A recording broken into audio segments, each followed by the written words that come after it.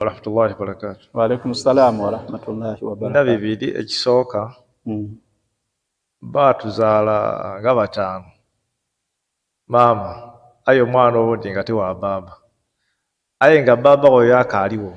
Naam.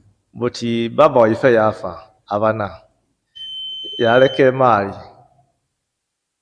Naam. Aye nga mama amaze okumuwaako akapolitike wafuuti 5 ku 5. Nga amaze okuwaaku? Nga baba amaze okuwaako mama akapoloti. Amaze okuwaaku mama akapoloti? Naam.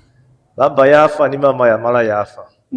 Era ono omuvubuka yalina tumugabira kantu kana akaliwo ng'ate baba waakaliyo.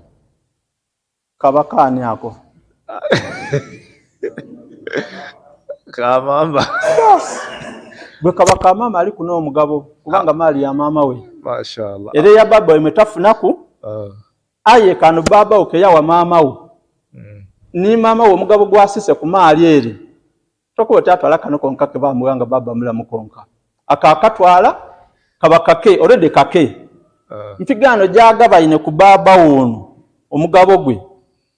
Era yena twamu. Ole muna mama imo bwafa. Muna imono yena agugabanako.